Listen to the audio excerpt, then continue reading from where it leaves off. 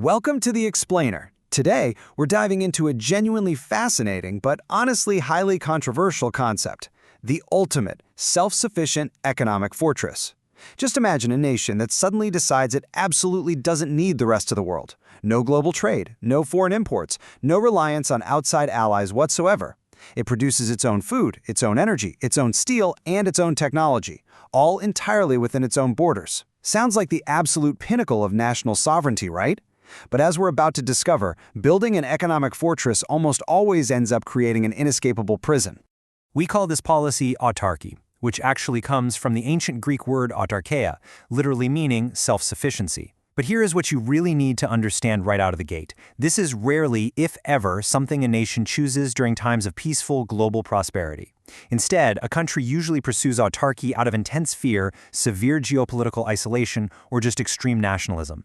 It's a purely defensive posture, a reaction to a world they perceive as deeply hostile. So here's our roadmap for today. We're going to cover 1. The logic of the fortress. 2. Historical crises of self-sufficiency. 3. The math that actually breaks this system. And 4. The 2026 strategic shift. Let's get right into it. Part 1. The logic of the fortress and the weaponization of trade. So why on earth would a country just willingly seal its borders to the outside world? Well, you have to look at how international trade can literally be turned into a weapon. Relying on others creates a ton of vulnerability. Think about it. If your country relies on a rival for oil to run your tanks, or wheat to feed your people, or microchips to power your computers, that rival holds a massive amount of leverage over you. They can choke your entire economy through sanctions or embargoes. So the autarkic dream is to build a completely closed-loop economy that's totally immune to that kind of global blackmail. It operates on what we call a mercantilist soul. In this mindset, exporting goods is great because it brings in wealth, but importing? That's viewed as a dangerous drain on national capital and a glaring sign of weakness. The ultimate goal is a state-controlled loop, safe from any foreign influence. Moving into Part 2, Crises of Self-Sufficiency, the tragic history of the closed loop. History consistently shows us that pure autarky is nearly impossible to sustain without causing huge economic stagnation, resource starvation, or, worst of all, devastating wars. Take 1930s Nazi Germany and their Wehrwirtschaft, or defense economy. Adolf Hitler was deeply haunted by the British naval blockades that starved Germany during World War I. He was absolutely determined that Germany would never be vulnerable to that kind of economic strangulation ever again, which led him to demand a totally autarkic state. And you can see the tragic trajectory of this policy unfold in steps. It started with Hitler tasking Hermann Göring with a 4-year plan to make Germany entirely self-sufficient. Step 2 was all about synthesis.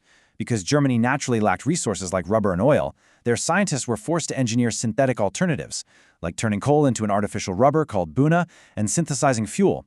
But here is the fatal flaw in the whole plan. Germany simply did not have enough raw materials to keep that up. Because they couldn't synthesize enough, their desperate pursuit of autarky directly fueled their horrific push for war. To get the oil, grain, and iron they needed to be truly self-sufficient, the state decided it had to physically invade and conquer its neighbors. They called this horrific policy of expansion Lebensraum. So autarky didn't prevent war, it literally required it. Now, if we fast forward our timeline to the 1950s and look all the way through to today, we find the absolute closest modern equivalent to pure autarky: North Korea. Their state ideology is called Juche, which translates directly to absolute self-reliance. It is a completely 100% closed economic system. But the reality of Juche on the ground? It is incredibly grim. For decades, North Korea actually relied really heavily on the Soviet trading bloc to prop them up. And when that bloc collapsed, the fatal flaw of their closed system was totally exposed. Without external trade to buffer them, this extreme isolation led to severe industrial decay and a devastating famine in the 1990s. Even today, North Korea essentially relies on a black market life support machine from China just to survive. It's a stark proof that total isolation from global trade inevitably leads to poverty and immense suffering. Okay, Part 3. The math that breaks it. We're going to look at David Ricardo's law of comparative advantage.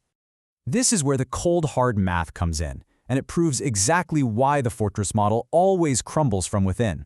Pure autarky fights against a literal, fundamental law of economics.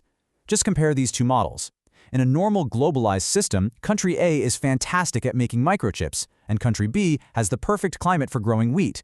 When they trade, both countries optimize their wealth and their capacity. Everyone wins. But in an autarky model, country A completely cuts off trade and forces itself to produce both chips and wheat, completely ignoring its climate, the skills of its workforce, or its natural resources. The inevitable result every single time: lower quality goods, way higher costs, and widespread shortages. Let's put some real numbers to this to make it crystal clear. Imagine it costs Japan exactly $10 to produce a highly advanced microchip, and halfway across the world, it costs Canada exactly $10 to efficiently grow a bushel of wheat. Because they specialize in exactly what they're good at, it makes absolute mathematical sense for them to just trade with each other. And this right here brilliantly illustrates the waste of autarky. What happens if Japan decides it wants to be completely self-reliant? They stop importing Canadian wheat. But wait, Japan doesn't exactly have the vast open plains of Canada, right? So they have to force the production of wheat in incredibly expensive artificial greenhouses. Suddenly, that exact same bushel of wheat costs them, brace yourself, $100 to produce. By stubbornly refusing to trade, they are just wasting massive amounts of capital and driving up prices astronomically for their own citizens. They end up destroying their own wealth. Which brings us to Part 4, the 2026 strategic shift. We're talking de-risking and the microchip fortress. So, here we are in the present day. While pure autarky is widely recognized as a mathematical and historical failure, the era of hyperglobalization, well, that's kind of come to a close too. Today, we're seeing a massive shift toward what experts are calling strategic autarky. You'll also hear it called de-risking, friendshoring, or economic nationalism. Driven by rising geopolitical tensions, especially in East Asia, the major superpowers, the US, Europe, and China, are completely overhauling their supply chains. Right now, they are spending hundreds of billions of dollars to build localized semiconductor production. Why? Because absolutely no one wants to rely on a single island or a vulnerable trade route for the vital microchips that act as the brains of their AI models and military systems. We're riding a real deglobalization wave right now. Nations are actively weaponizing tariffs and placing strict export controls on things like critical minerals, electric vehicles, and battery technology. You see, the modern goal isn't just about finding the absolute cheapest price on the global market anymore. The goal today is survival. It's about ensuring that if global trade lines suddenly snap tomorrow, the critical domestic engine of your country can actually keep running. Let's map out this whole spectrum of trade systems we've just explored. At one extreme, you've got hyperglobalization. Absolute openness, prioritizing maximum efficiency and the lowest possible consumer cost. But, as we know, it leaves a nation highly vulnerable to supply chain shocks and political blackmail. At the other extreme, pure autarky. Zero openness, total isolation. As we saw with history, this pretty much guarantees systemic poverty, huge shortages, and a really high risk of resource wars. But right in the middle, that is where we sit in 2026, strategic autarky. The openness is selective. The core objective is tightly securing critical sectors like AI, energy, medicine, and defense. The primary risk, though, is that it comes with higher consumer prices and localized inflation.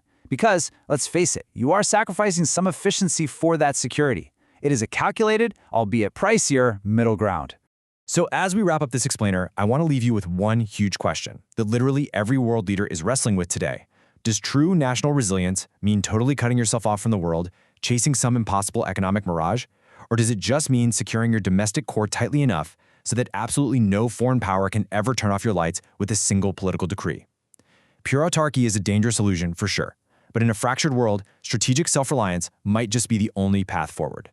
Thanks for joining me on this deep dive, and keep questioning how the world connects and disconnects around you.